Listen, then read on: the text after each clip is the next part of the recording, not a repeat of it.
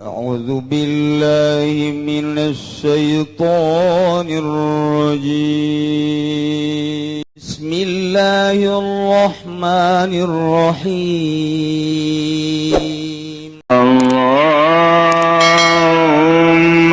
صل على سيدنا محمد وعلى آل سيدنا محمد. Namun nyana nanya tentang iraha harga murah, iraha harga mahal.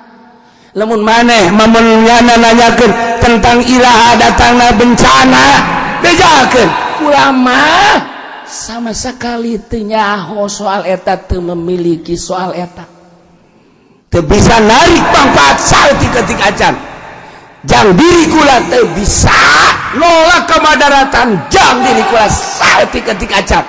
Eta mah hak mutlak nu Allah illa masya Allah. Bejakan Muhammad, bejakan kukang. Walau kuntu cakangjeng Nabi lamun kuring nyaho, walau kuntu mun kaayaan kaula alamun nyaho al gaiba kana gaib, yakni perkara-perkara anu samar nu gaib, atulah taksartu minal khair, ngalobakeun kabagusan-kabagusan. Teu nyaho eta mah urusan Allah. Urang bae kuari ye. Urang ye kuari lamun nyaho saminggu deui deuk paeh. Beuh kuari moal dagang, moal berpolitik moal. Pasti kuari di masjid bae. Digerokeun ku pamajikan teh hayang. Urang boga pamajikan gelis jasa ieu mah. Geus eueuh cawadeun gelis jasa. Urang saminggu deui deuk paeh di masjid bae la ilaha illallah, la ilaha illallah, la ilaha illallah. Cak pamajikan urang ka Haji Fendi. Uih heula abdi rindu. Masyaallah. Abdi ieu rindu jasa ieu. Moal balik cak Haji Fendi. Teu hayang aing sosoroan jeung sia. Aing deuk sosoroan jeung Allah saminggu deui paeh. Lamun nyaho pasti gitu kan. Walau kuntu a'lamul gaib lastaksartu minal khair. Lamun urang nyaho kuari saminggu deui bakal paeh, sabulan deui bakal paeh, moal ka mamana kajen ku kumaha di imah bae. Quran ditumpuk ku urang dibaca henteu. Oh kurang.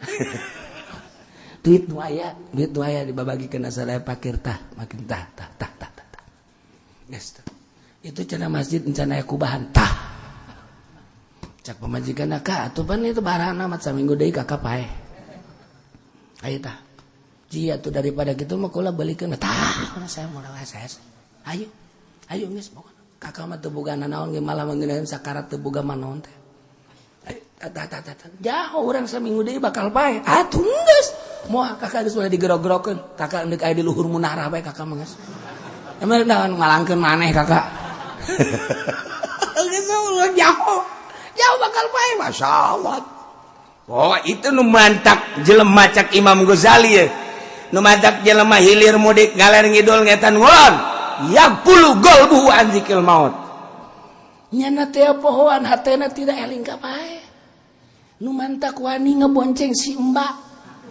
Yaqulu qalbuhu an dzikril maut. Pohoan hatena kana eling ka paeh. Nu mantak nyana daek main remi. Nu mantak nyana daek korupsi, yang pulu golbuhu pohoan hatena. Jeh, walau kuntu alamul gaib, cak Kangjeng Nabi, lamun kuring nyaho kana gaib lastaksartu minal khair.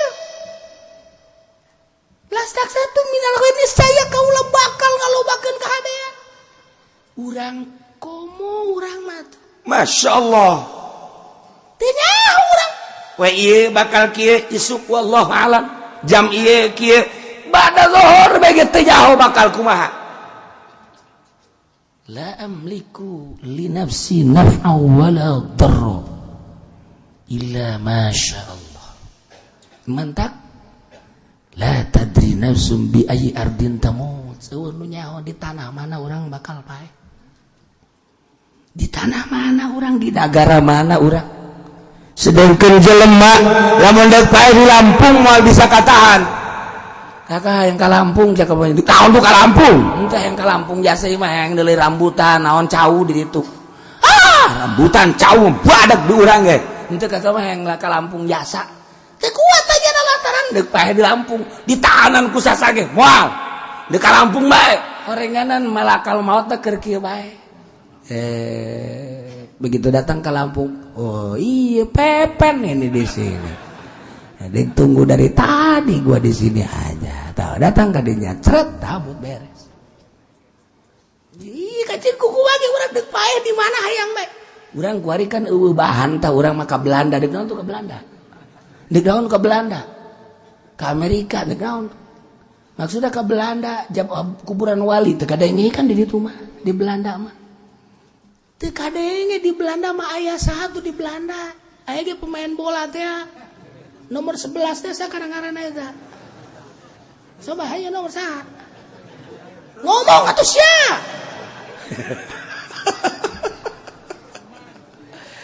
Si kuman mah baheula eta mah. Di urang mah kuman ateul, di Belanda mah mahal ja kuman.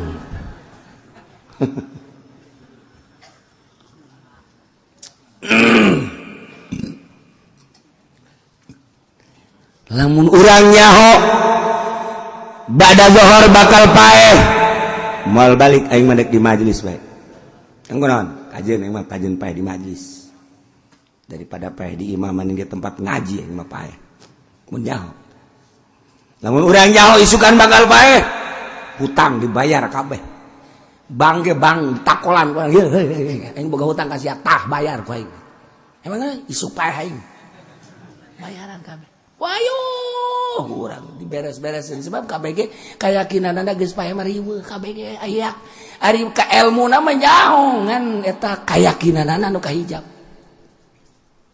tuh lamun nyaho kula terhadap barang-barang nu gaib lastaksartu minal khair kabehan geus kitu teu nyaho lamun di Garut nyaho bakal banjir menghindar. Lamun di Padang kamari nyaho bakal gempa menghindar. Di Jogja keur bakal gempa nyaho menghindar. Lamun tsunami Aceh bakal nyaho menghindar. Teu nyaho urang teh urusan Allah.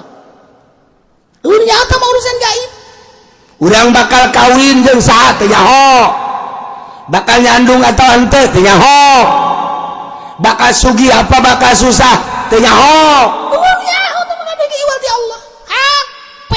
Allah prerogatif data mah Allah nu nyaho kabehan ge bang nyaho teu nyaho paehna aya nu gering batuk aya nu gering napas aya ngan ti tajong doang paeh ti tajong sapira ti tajong budak leutik ge sering ti tajong gedug deui paeh da ti tajong doang cenah paeh teu nyaho eta mah urusan Allah.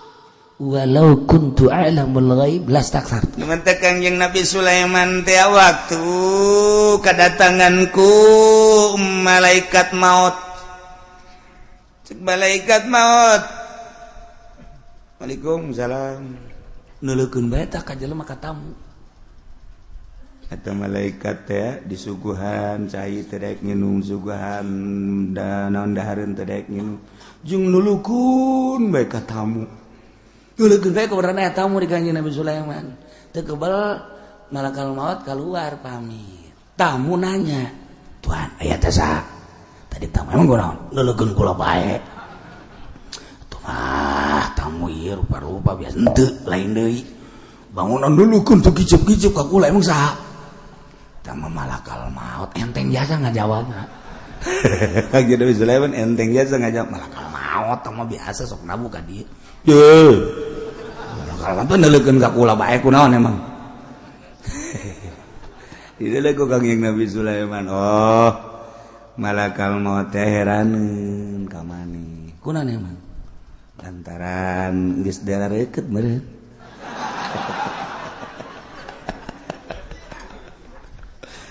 pugu eta malakal maut teh ngaharewas ka Kangjeng Nabi Sulaiman heran ka pagawean Allah kunaon emang lantaran jelema nu kula dideulekeun teh eta teh 5 menit deui bakal paengan paehna kudu di nagara Hindi di India sedangkeun kuari aya di dieu keneh ieu teh di Israel teu kaharti kula mah malakal maut ge teu kahartieun geus kajian kumaha ge tetep kula mandek ngajagaan bae di ditu sesuai jeung perintah Allah dekaharti malakal maut aya kula mandek ngajagoan ngadagoan di ditu be jadina tulisanana di ditu paehna kudu di negara Hindia di luhur batu geus we malakal maut ieu mah ngadagoan teu kaharti jelemana di Israel keneh nyana malakal maut geus cila bae di luhur batu di India ke bae nyana brak eta tamu teh ya Tuhan kula masieun jasa lantaran dideulekeun bae pangirimkeun angin bae jatuhan mah wauh jeung angin pangkirimkeun bae kula maka India ke ka mana cenah coba eta tuh aya yang kitu mah langsung Kangjeng Nabi Sulaiman ya Karubiyun hei malaikat Karubiyun sebagai pewakil angin ya ka dieu ya coba pangmawakeun dieu ya coba ka India ya terojol we angin datang ka dieu lep dibawa ku angin datang ke India pas di batu tadi tek nah ini dia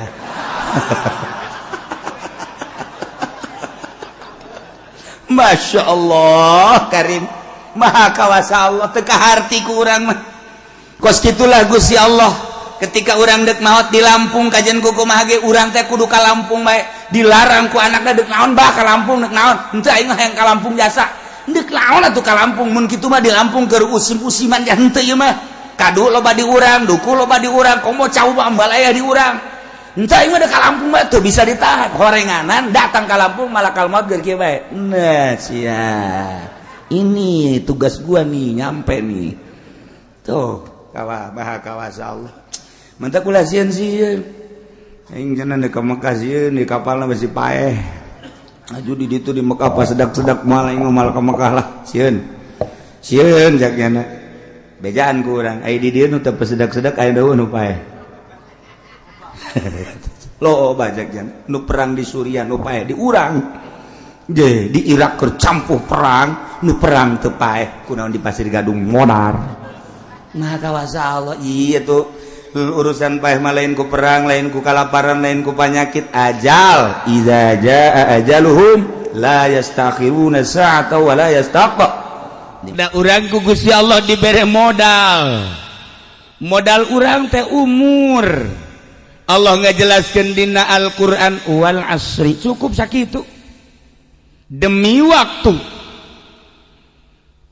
teh maksudna naon umur anu di jerona teh aya waktuan mun umur urang sapoe sapeting waktuda 24 jam lamun umur urang satahun berarti lamun dijamkeun Kiai Haji Pendi satahun mun dijamkeun sapoena 24 jam mun satahun sabaraha paingan usahana susah bae orang teu bisa ngitung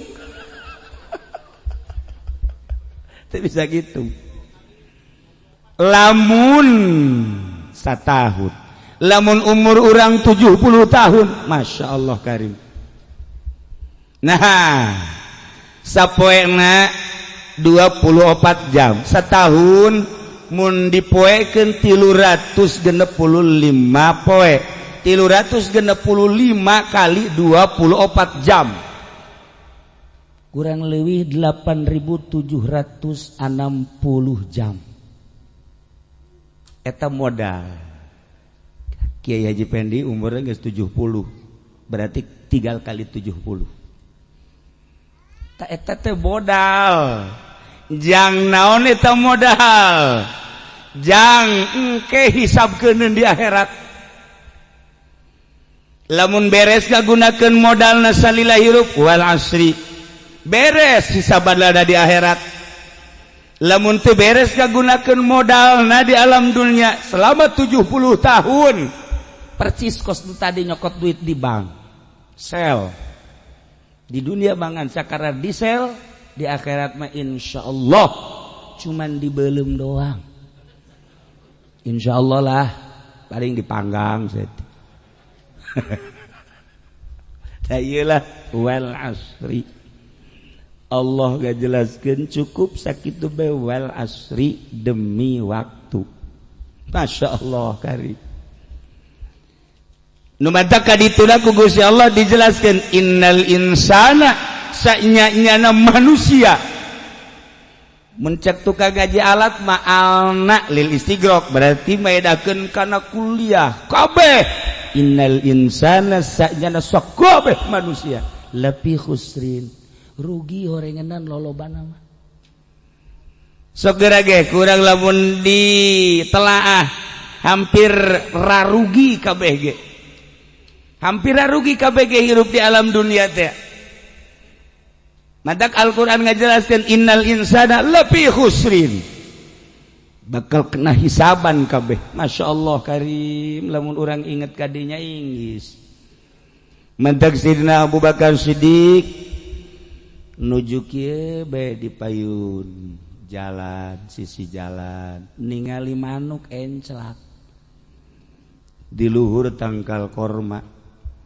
Cik Sidina Abu Bakar Siddiq wahai manuk untung amat maneh jadi manuk sakadarnya tuan ya nedahar nginum hihiberan sore balik ka sayang maneh isuk hihiberan deui daharnya tuan nginum balik deui ka sayang datang ka waktu paeh selesai maneh mah tapi ye Abu Bakar Siddiq ya Abu Bakar Siddiq ya Abu Bakar Siddiq disidik-sidik ku batur teh Abu Bakar mah paeh lain cara maneh manuk bakal dihisab aing mah Abu Bakar sakitu ge Sidina Abu Bakar Siddiq mah nu geus dijamin ku Kangjeng Rasul bakal asup ka sorga masih keneh ngarasa ihtiyat hati-hati asana aing dihisab ya asana aing dihisab sagede Abu Bakar Siddiq radhiyallahu an anu geus dijamin ku Kangjeng Rasul bakal asup ka sorga masih kene cerik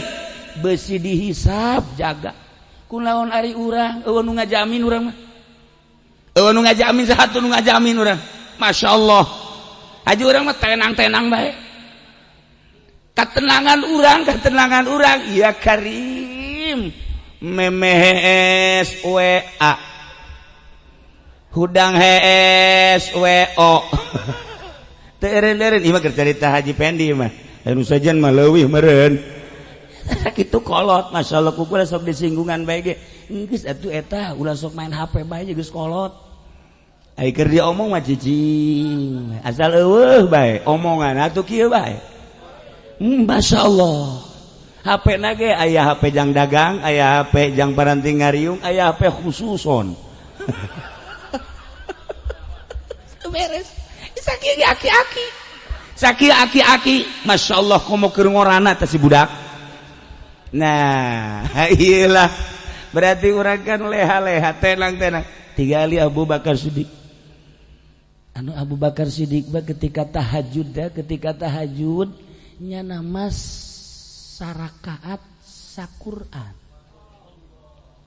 2 rakaat 2 Quran masyaallah karim hese nyaritakeunana urang dek mudag Sidina Abu Bakar Siddiq dek mudag ulah waktu sholat maca Quran bae heula urang mudag hayang ka udag sacara Abu Bakar Siddiq dek kumaha ngudagna jata mah lain udageun amrun khariqun lil adat karomah tamah hese atuh ngudagna aya rakaat datang ka saquran mah lamun 2 rakaat 2 Quran dek kumaha ngudagna ya urang masa bulan puasa ge teu tamat Quran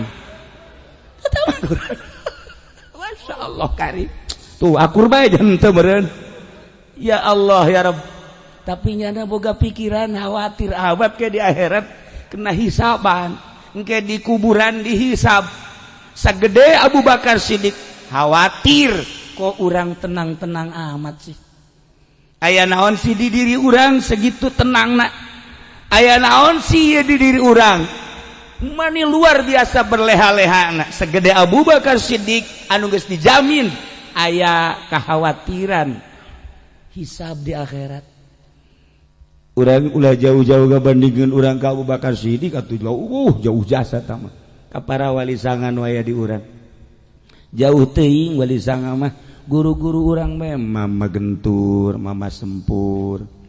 jauh teuing da mah eta bae Mama Cidahu Abuya. Urang hese ngabandingkeunana tah diri urang komo ka Abu Bakar Siddiq. Da Abu Bakar Siddiq mah atuh pan sedekah panggedena aya di nyana, perang panghebatna aya di nyana, bageur aya di nyana, ceurik unggal maca Quran sayat ceurik sayat ceurik sayat ceurik. Tepikeun ka ditongton kapan ku Kangjeng Nabi dicaritakeun dina Bukhari ketika Abu Bakar Siddiq baca Quran lantaran ceurik bae kan ditongton ku masyarakat saurang datang nonton ceurik si Abu Bakar Siddiq. Pernah kamari bulan puasa Haji Pendi ge ditongton di demo lama lain ditongton sorana masyaallah karim kuari kuari ge lamun dititah bubar rasana jelema. Ilah Sayyidina Abu Bakar Siddiq radhiyallahu wal asri memperhitungkan waktu, memperhitungkan modal anu engke urang bakal dihisab lamun sapoe 24 jam, lamun satahun 8.760 jam dipake kumaha eta urang, dipake kumaha tah modal urang teh bakal dihisab, dihitung ke ku Gusti Allah. Lobaan pakai kain apa lobaan pakai kalain aing. Masyaallah inggih urang lamun kadinya. Wal asri innal insana lafi khusrin. Kadituna di istisna illal ladzina amanu kecuali nu iman. Urang alhamdulillah. Berarti geus urang mah terugi iman. Ieu mah urang nu karumpul di dieu kan amanu, ari iman kabeh. Nuhun Gusti, pasti salamet lah urang mah. Pasti salamet lah. Oh, pasti salamet Gusti aminan mah hayang jasa meureun. Illal ladzina amanu wa amilus solihati jeung beramal soleh. Ketika illal ladzina amanu mah urang ge iman, tapi barang wa amilus solihati rada ngerentet setik. Rada ngerentet setik ya amal soleh teh kumaha wa amilus solihati wa tawassaw bil haqqi wa tawassaw bis sabr, yakni silih wasiatan amar ma'ruf nahi munkar dan lain sebagainya. Nah, ila nu meunang jaminan untung seluruh manusia ngagolangkeun modalna rugi, terutama kafir. Mantak illal ladzina amanu, kafir, musyrik, munafik jelas rugi. Wa amilus solihati, nu iman jeung nu beramal soleh ieu jelema nu beruntung ngagolangkeun umurna. Beruntung ngagolangkeun umurna. Nah urang teh geus aya iman di diri urang, geus aya amal ngan tinggal bener jeung henteu na amalna sesuai henteu jeung anu ngatur amal. Urang dititah beramal teh ku Gusti Allah anu disampaikan ku Kangjeng Rasulullah sallallahu alaihi wasallam sesuai henteu. Mun salat akur tah henteu jeung kahayang Allah, mun puasa akur tah henteu jeung kahayang Allah, zakat akur tah henteu jeung kahayang Allah, sagala rupa akur tah henteu jeung kahayang Allah. Etalah ukuran urang. Mun urang geus akur, urang geus bisa wa amilus solihati, untung urang.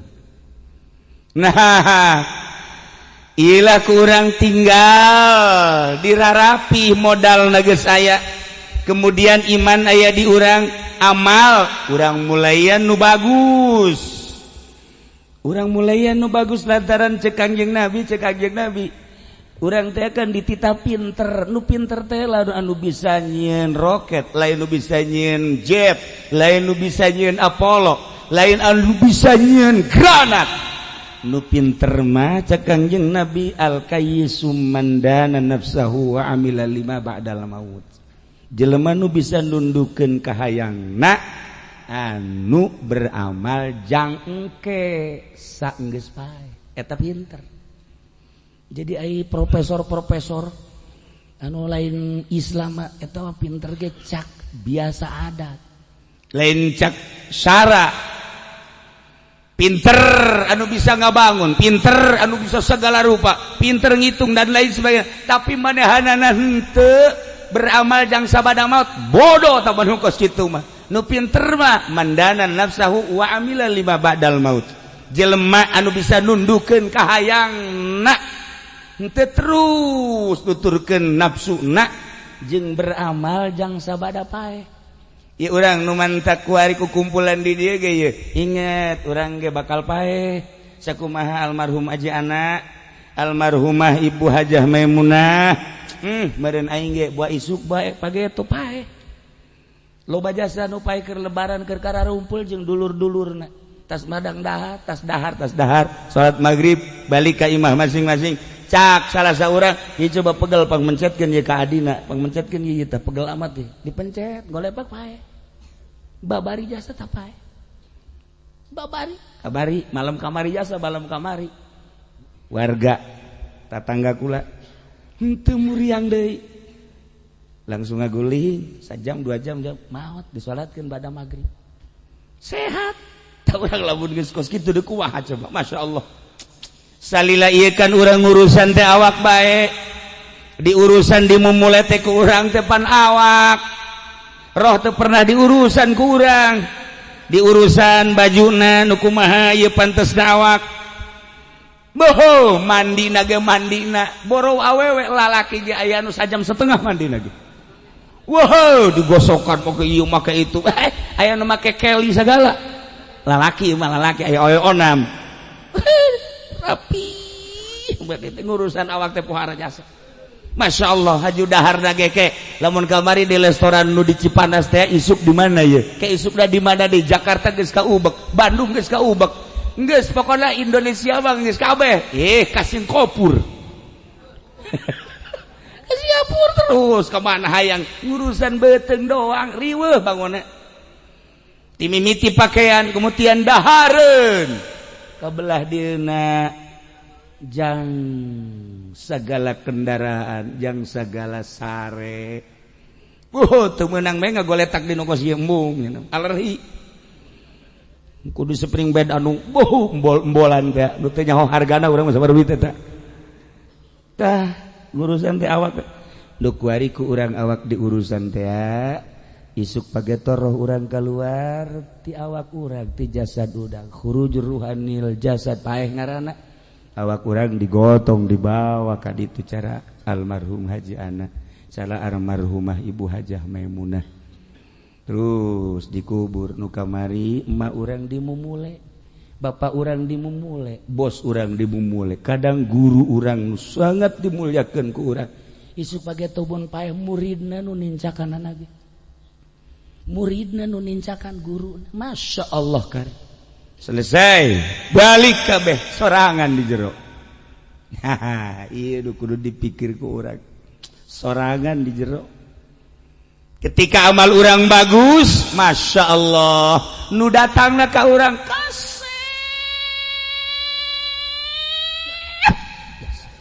geus eueuh deui kasep tamu geus eueuh deui kasep jasa di samping kasep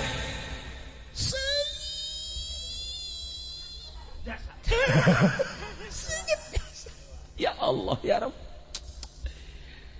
urang geus ditinggalkeun bahkan cek Imam Subki mapan ketika urang dibacakeun talqin la ilaha illallah wahdahu la syarikalah lahul mulku wa lahul hamdihi wa yumitu wa huwa hayyun daimul la yamutu bi yadihil khair wa huwa ala kulli syai'in qadir kullu nafsin za'iqatul maut cek Imam Subki urang bentak kullu nafsin za'iqatul maut urang bentak waman zuhziya 'anil nar wa udkhilal jannata faqad faz urang nyekel ka dieu pae haing ieu wamal hayatud dunya illa mata'ul gurur urang ngaragapan ieu tataban ieu ayo sia nu kolot tere rarasaan gitu tah lain ngadeheman sia mikir dehem blon teh budak mikir Gusti Allah doaku aduh tapi keur beujeuh daki kituan nyapek bray caa terlihatlah sosok manusia nu kasep nu seuneu menghampiri Haji wow ya asana henteu bener pan babaturan nih asana salila hirup teu pernah boga babaturan nu kasep kos kieu ja aya ge potongan nu kararitu malulu ieu mah aya ge bangsa ku urang Ambon mah aya kasep ieu teh batur iraha salat puasa zakat haji sedekah tahajud duha jeung sajabana dihijikeun jadi masya Allah ieu teh amal anjeun disebut malaikat rahmat sakedeung deui bakal aya malaikat munkar nakir datang tenang sare bae Bang Haji mah ieu nu bakal ngajawab ulah sih ya karim tengah-tengah keur meujeuhna sorangan nu tadina poek tiba-tiba jadi caang nu urang ngageter sieun jol nu ngabubunga ya karim indah jasa telila teh bener datang man rabbuka nu ngajawab teh si eta amal urang wa man nabika dan selanjutna duh nikmat geus langsung ditawaran 6 naumal arus sare lah Mang Haji sakumaha sare panganten aduh indah jas eueuh bahan model nu karieum eueuh tapi sabalik dalam menjelema nu amal goreng khusrin cilaka rugi saat orang hudang dibacakeun talqin beres baca talqin bubar kabeh poek anu luar biasa orang ngaregap ieu bentak poek keneh ngaregap ieu poek keneh bae tiba-tiba aya sosok manusia weuh jore na kabina-bina di samping jore bau tidinya deui nanya nyana ka urang hudang Haji Pendi hudang baun teh ieu ijan ulan tante keke ieu saha ulah saha ieu ye kreditan teh ieu kredit teh atuh teh anggeus-anggeus aing riba nu numpuk teh ieu aing riba nah geus puguh nu teu salat geus puguh teu zakat geus puguh berbagai riba-riba jeung berbagai permasalahan ieu aing permaksiatan doraka ieu kabeh aing diwujudkeun jadi aing sakedeung deui sia bakal aya malaikat munkar nakir nanya aing teu tanggung jawab kumaha sia bae nek kumaha coba ya iyalah masya Allah nu ku urang kudu direnungkeun teh ieu wal asri innal insana lafi khusr cilaka illalladzina amanu kecuali nu beriman wa amilus sholihat jeung nu beramal saleh lamun urang ku ada dipupuk iman urang geus aya mun ditanya saha pangeran pasti jawabna Allah aya nu bisa ngadalilna nu ngaji nu teu bisa ge tetep Allah bae heulanan lah geus alhamdulillah sakituna mah kabelah dituna ditanya wa man nabiyuka dan lain alhamdulillah iman beramal soleh mun ku urang dipupuk terus komo tileletik diasupkeun ka pondok pesantren kena hafalin amil jurumiyah sorof datang ke alpiyah johar maktun mantek belah dituna terus fikih usul fikih na tafsir jeung mustalah tafsir ngeunah babacaan teh asal maca kitab gajakan seuri hehe asal dibuka hehe Pan ku Haji Pedi mah asal dibuka yo peureub muka-muka aing sia atuh geus bae Haji heuai bae wallahu a'lam bissawab ta ieu pupuk gerage iman pupuk terus beramal datang ke mana ieu datang ka ngageser gerage perasaan urang lamun di syariat bae makan kieu bae dedeleurean urang dedelan nu ieu sarua dedengean urang dedengean nu ieu aamban urang aamban nu ieu geus leuwihna sakikieuna bae ngan ai iman jeung beramal saleh mah sakitu ge insyaallah rada aya hareup rada encan teh encan ngajamin ku situ rada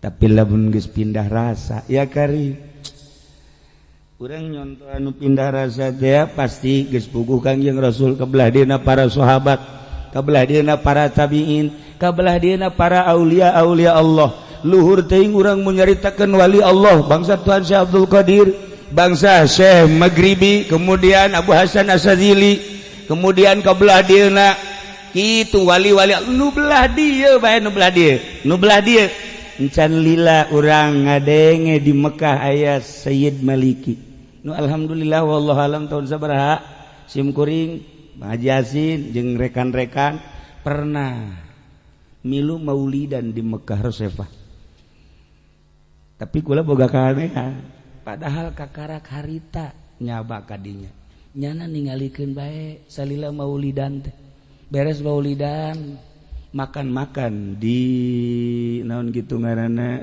nanampan kunaon atuh nyana ngadeukeutan kula belah dieu belah kenca terus dahar bareng terakhir kula dihuapan ku nyana sahuap datang ka kuari teu poho-poho masyaallah nikmatnya teh dihuapan ku nyana mun Haji Pedi ngahuapan nanti dulu alergi aing dihuapan ku sia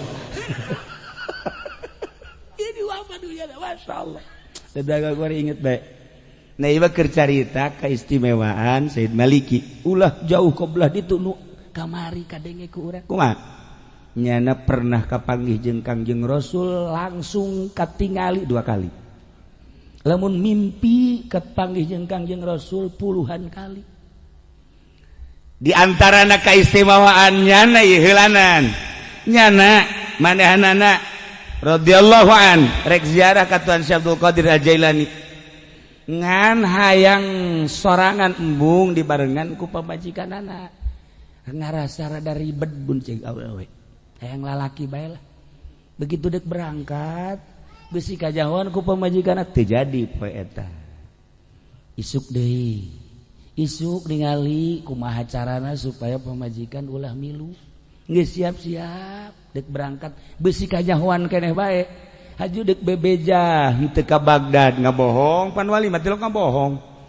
ari bebeja besi hayang milu teu jadi deui katilu poe Tuan Syekh Abdul Qadirna datang mimpi Sayyid Maliki mun bahasa Sunda mana depan mereka Bagdad kok atuh teu jadi deui geus dipersiapkeun di Bagdad nu bakal ngurusan di Bagdadna aya ngaran si A haju engke bakalna maneh di dinya teh dibagjakeunana di samping ku si A tempatna di anu di mimpi teh geus dijelaskeun insyaallah cek hatena berangkat kaula hudang begitu hudang meme berangkat ku pamajikanna ditegor cek pamajikanana nyana nyebutna ummuna apa majikanna ummi nah ieu ku pamajikanna ditegor maligi tadi mun cek bahasa urang ai mana pan teu da ka Bagdad pan teu jadi deui kaget eta saha nu mere nyaho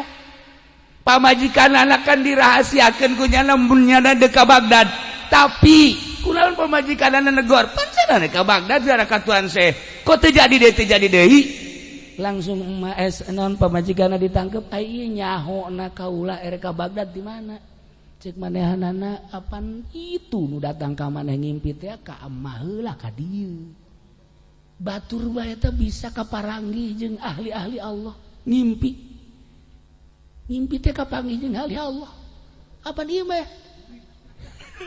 anu sok hiber keseuseurean teh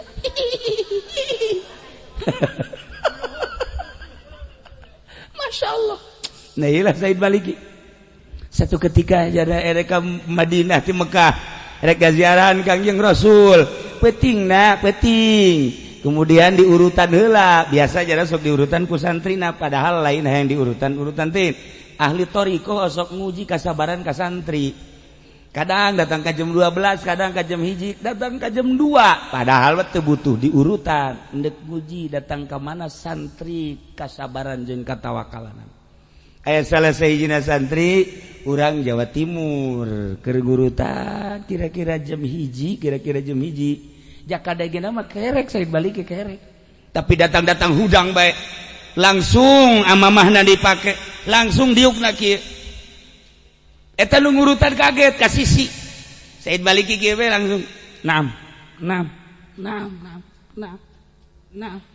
beres gitu langsung jana hudang biasa geus hudang biasa nu ngurutan dipanggil kadek mana tadi nyaon teu saha nu datang henteu emang teu katingali tadi nu datang Kangjeng Rasulullah Masya Allah.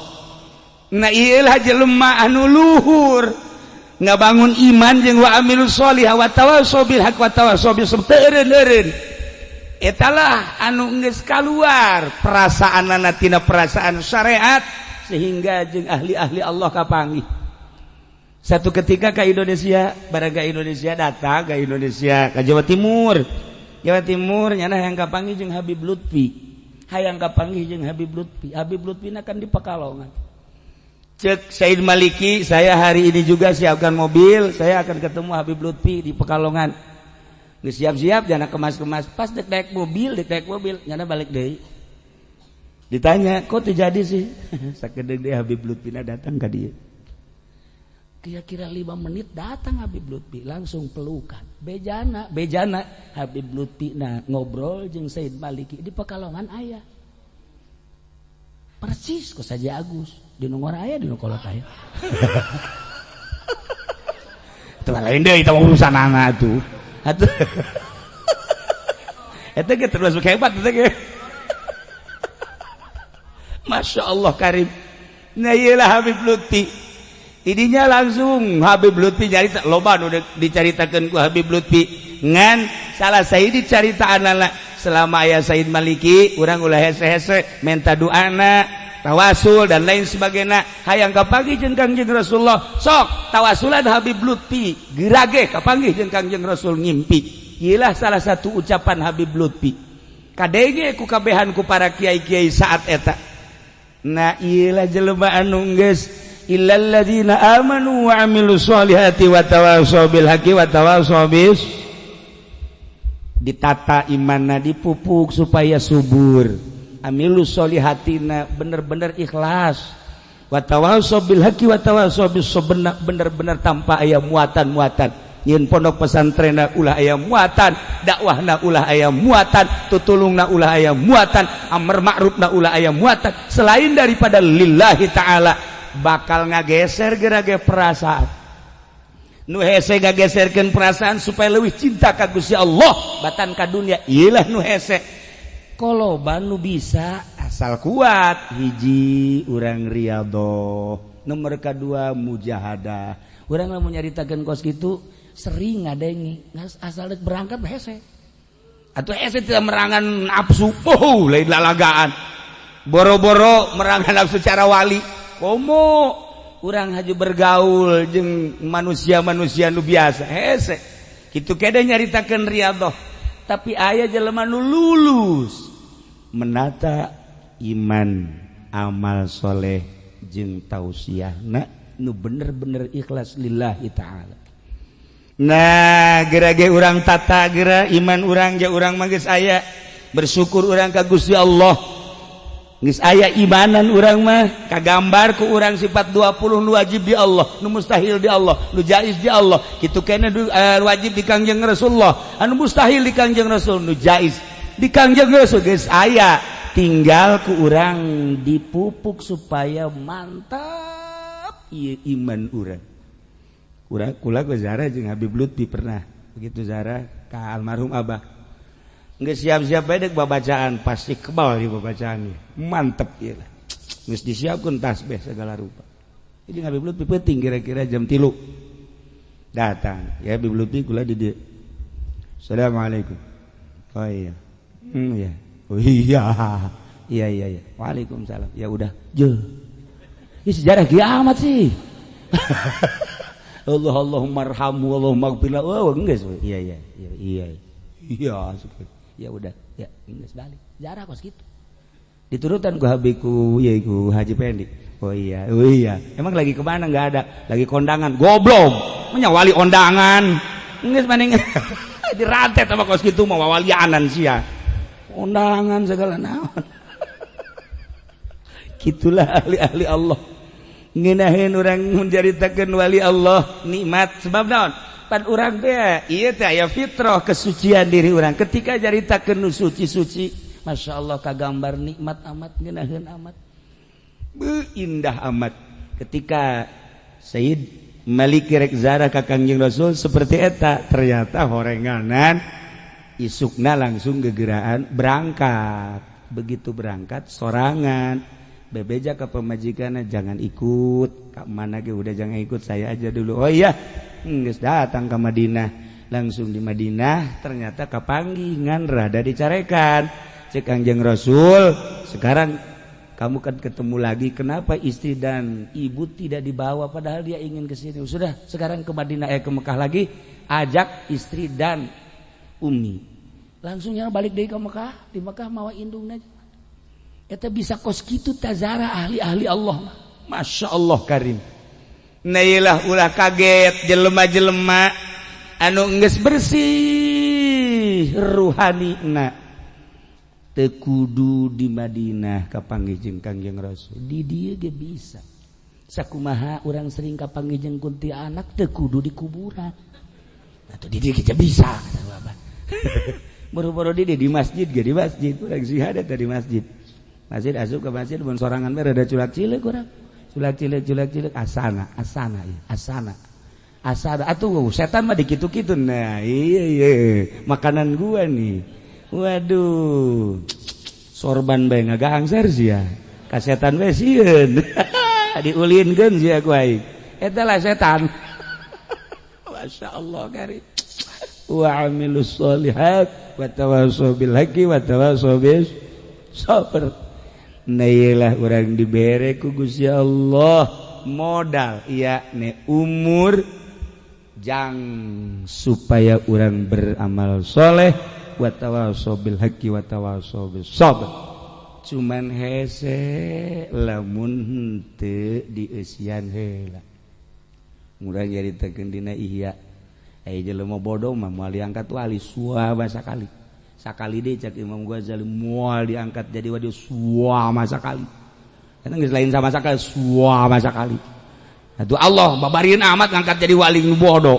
boro-boro jadi wali Allah jadi bupati ge bodoh urang teresep jadi bupati bodoh urang teresep atuh komo wali Allah tetep kudu nu pinter maka bagi anu barudak keneh mantap gerage cicing di pondok pesantren kabelah dituna ke geus baca bisa maca kitab paham saenggeus da paham amalkeun jang supaya ngamalkeunana ikhlas hese lamun teu boga guru ikhlas tetep aya kudu boga guru urang maca kitab aya guruan urang maca praktek fikih kudu boga guru kitu kaya praktek ikhlas teu bisa ikhlas teh memang pamere Allah tapi aya cara-cara tersendiri dina utar atur ruhani urang supaya urang ngalengkah menuju Allah ikhlas kumaha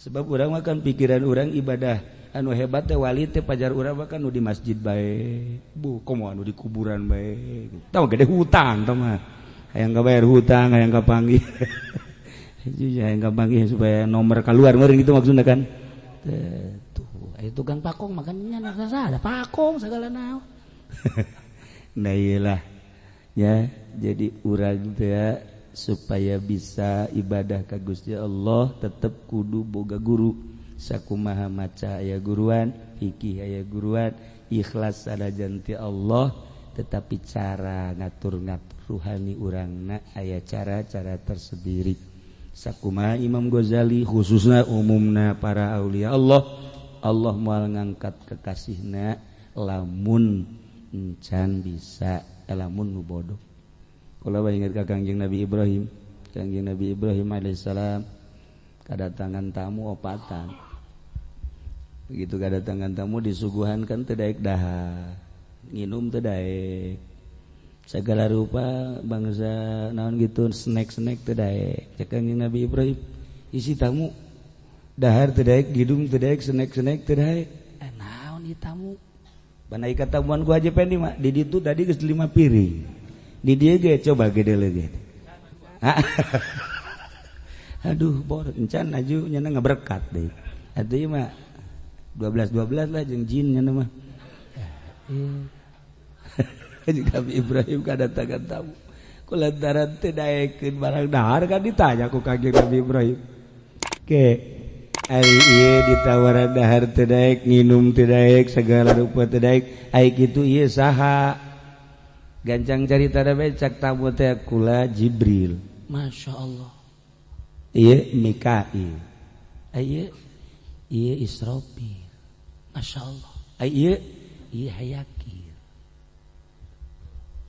Cak Kangjeng Nabi Ibrahim lain tamu biasa ieu orang. Ya Allah, pahingan atuh teu daek barang dahar. Urang katamuan 100 dia teh mah utuh kos kitu mah. Padahal katamuan ku ieu mah 2 ge riweuh. Tapi insyaallah moal kebal deui nya ge katamuan malaikat insyaallah. Malaikat besok kitu teh ulah waka tapi ulah waka. Kajet. Sebab kukula ditanya mah aja daek kuari pae. Ulah waka. Bung. Pan geus kolot henteu teh ceuk. Ulah waka ceuk. Kumaha lamun bawa kabeh pae Mang Haji hirup bae sorangan bae. Ih pan kitu amat atuh ceuk. Tuh, titah pae teh heula embung. Batur parae jada hirup bae embung sarua bae. Emang jelema anu kos kitu. Ieu keur carita Kangjeng Nabi Ibrahim tah. Kangjeng Nabi Ibrahim katamuan ku malaikat. Haju nu disuguhkeunana kapan daging onta. Daging onta. Lantaran Kangjeng Nabi Ibrahim teh rek tatanya ka Gusti Allah. Lantaran boga musuhna Raja Namrud. Anu teu kira-kira kan Raja Namrud mah geus diawali ku tamu malaikat Jibril. Eta dahareun nu aya di piring ku malaikat Jibril ditoel doang ku jangjangna setik trek we. Eta daging anu geus aya di piring hudang hirup leumpah. Masya Allah Kangjeng Nabi Ibrahim kieu bae nu geus paeh di piring bisa hirup. Lamun Haji Pendi aya tamu nu bisa hirup kitu dicok punyana dia ka dia. Panghirup-hirupkeun ku aing dijualan dia. Emang pikirannya nya ngeres nya mah geus. Karena duniawi bae, naon bae dunia bae. Katamu-tamu kos kitu. Normal. Nah, teh lila indit kan malaikat Jibril, Mikail dan Masya Allah. Nah iyalah malaikat Jibril datang teh diutus ku Gusti Allah sebab malaikat Jibril erek daros ka Gusti Allah. Ya Rabb, hari ini kaifatuhil mauta. Coba Gusti abdi pangningalikeun kumaha Gusti ngahirup kedup pae. Lantaran ieu boga musuhna Raja Namrud mantak dimimitian ku seperti kitu. Geus setiap rasul ngabogaan musuh disesuaikan keistimewaan Nabi jeung musuhna nu bakal jadi lawan. Keistimewaan Nabi disesuaikan keistimewaan Nabi dihebatkeunana diakurkeun jeung musuh anu bakal dilawan.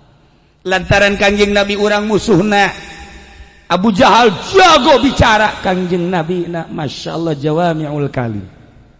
Dan selanjutnya nah iyalah horenganan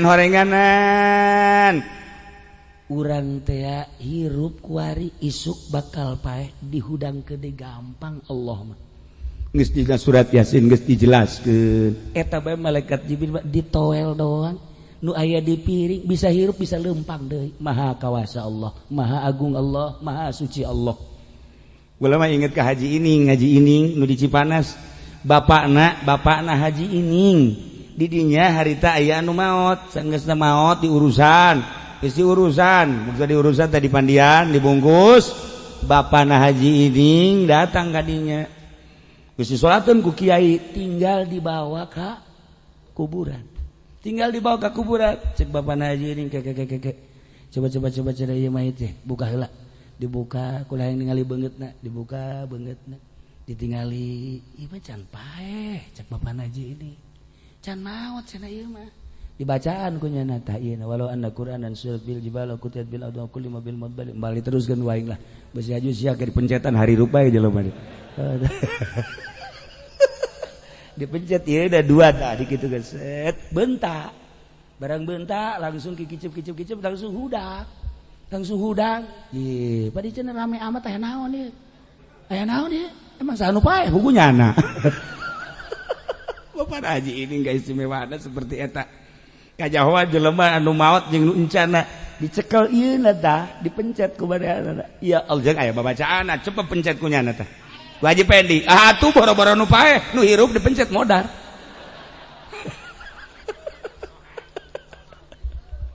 Lah iyalah. Jadi urang teh ulah ragu-ragu. Urang kuari hirup, tata dina eueuh kuari aya isuk pageto pae bakal dihirupkeun deui engke. Nah iyalah urang bakal dihisab salila jero kubur. Wallahu alam sabar 1000 tahun deui ka kiamat.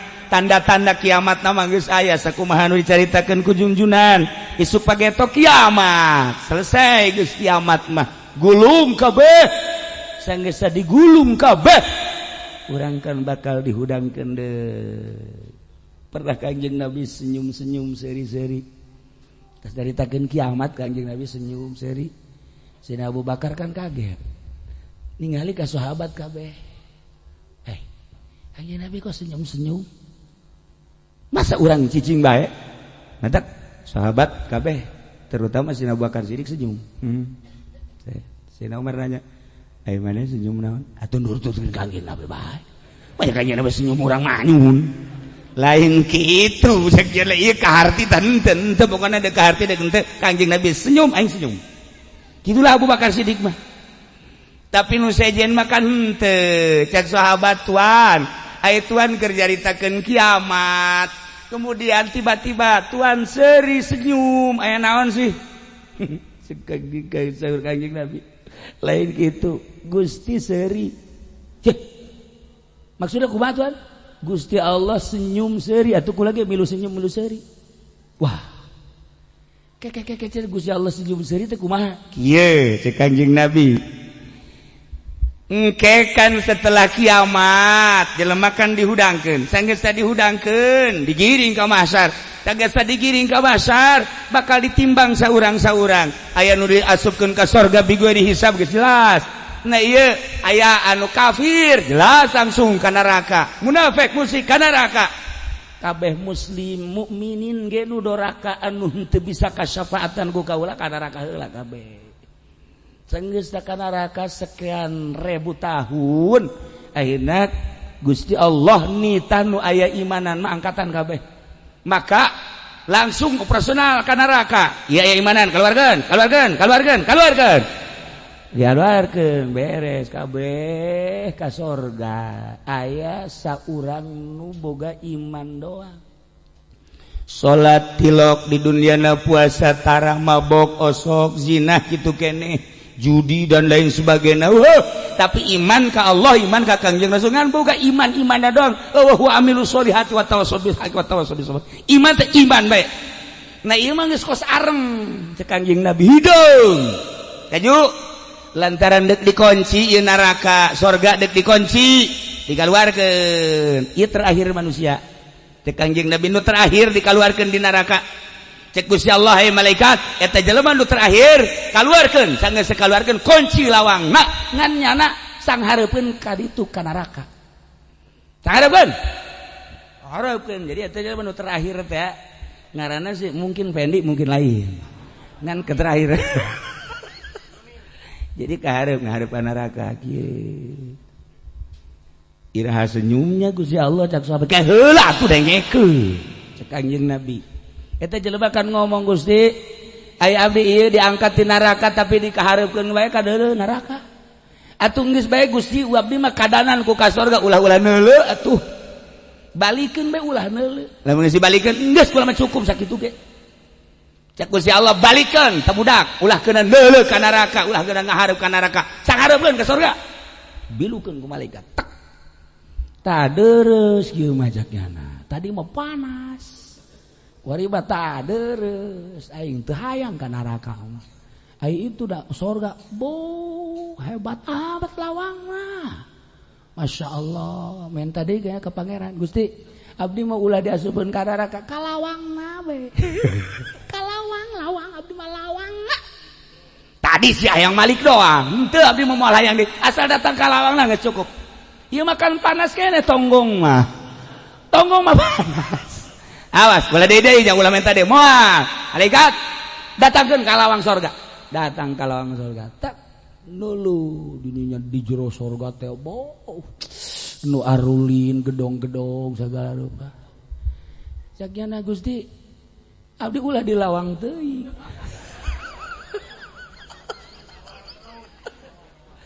abdi mah asal asup kajian teu boga gedong teu boga naon asal asup we abdi mah geus lah tadi ge cak Gusti Allah teh sia hayang kalawang doang geus mah asal asup bae moal hayang naon deui titik abdi mah asal asup bae aya geus balikat asupkeun asup dibuka lawang trek diasupkeun hat aja jagana itu gedong sana itu itu dosa aduh manya aing di dieu sorangan bae jagana batur ka gedong aing sorangan bae di dieu bener ge jero sorga aya pelataran teuing mah tuh kira-kira kumaha mun aya babaturan aya gedong sia di mana aing kumaha jawab lah jagana minta deui ka Gusti Allah Gusti tuh sia minta deui kan rupanya Gusti Allah senyum didinya siap pasti hayang asal mimiti biluk kemudian kalawang kemudian ke jero pasti sia hayang Gusti Allah didinya senyum nah Kangjeng Nabi ge milu senyum tah kula senyum lantaran Gusti Allah senyum pasti cek Gusti Allah sia hayang kajen kumaha ge menta deui maka Kangjeng Nabi senyum didinya atuh sahabat kakara kaharti kabeh sahabat seuri kabeh masyaallah ndek kumaha teh senyumna atuh jeung Gusti Allah ge nyeung serikeun eta jelema. Aya sia geus kieu ka mana? Kumaha tuh? Ulah atuh petakeun we Gusti di mana bae tuh ceukna teh. Akhirna cek Gusti Allah, geus atuh maneh dibere ku ari mah lantaran maneh terakhir, geus ku ari mah dibere surga maneh teh ya. Ieu 7 lapis langit jeung 7 lapis bumi tajang maneh legana. Gusti sok kajung ngahina kan abong-abong pandeuri teh sok dihina nyeri asana teh ceknya nakadana atuh ulah kitu-kitu teh we Gusti lain kitu-kitu teh asli kakarak jana emang bener emang aing pernah jalir janji cak Gusti Allah hampura cek ya hampura oh bener tilok nah geus pilih tuh sorga maneh Masya Allah nupang letikna di sorga ieu adalah 7 lapis langit 7 lapis bumi gedena luas eta jang nupang pandeurina atuh bangsa urang mah ieu nu ti heula boh ti heula ka mana kitulah wasari yang ila magfiratin min rabbikum wa jannatin ardhuha as-samawati wal ard uiddat lil muttaqin surga dipersiapkan jang muttaqin nah iyalah para jamaah kaum muslimin jelema anu geus dibere modal umur kemudian iman amal solehna ditingkatkeun tulus tausiahna tanpa aya muatan-muatan selain daripada lillah lantaran ningali akhirat nu di dunia paling 10-20 tahun paling 50-100 tahun selesai geus tapi di akhirat abadal abidin wa amadal amidin wates wangenna di dunia malah sakicep tapi di akhirat nu dipikiran ku para aulia Allah nu dipikiran ku para solihin hanya negara akhirat di dunia mah sahayuna sakumaha Gusti Allah ngatur lamun urang can bisa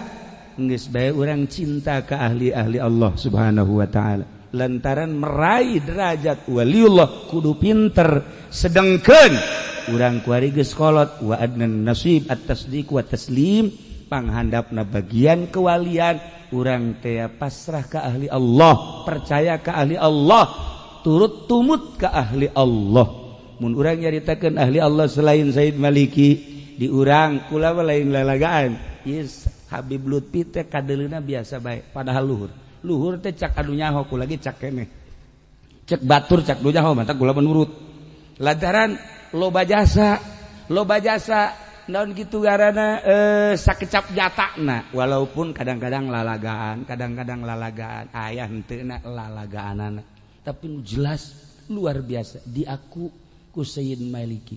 Ketika Sayyid Maliki hayang kapanggih jeung Habib Lutfi, ulama-ulama kabeh nanya, memang derajat Habib Lutfi kumaha? Kedal Sayyid Maliki. Manehanana adalah waliun bin auliyaillah. Poho meureun nya ngomong. Nu ngalem ka Habib Lutfi lain hiji lain dua ahli-ahli Allah baik dalam negeri maupun luar negeri. Ulama nyaritakeun teh urang teu bisa ibadah cara batur, cara ahli Allah geus bae cintakeun bae. Ti kajauhan urang cinta bae ka ahli Allah, baik anu geus mararaot atawa anu hirup keneh. Nu mararaot teh teu maot wali Allah mah sakumaha? Salah sahiji murid Sayyid Maliki ngaranna Soleh, manehanana peuting-peuting ieu salat. Allahu akbar. Beres salat hadiah ila hadratin nabi ila ashabina. Terakhir wa ila ruhi syekhi Sayyid Alawi Al-Maliki. Manehna dihadiahan. Beres hadiah Fatihah. Ieu na ieu kos anu ngadepak ngajungkel nya.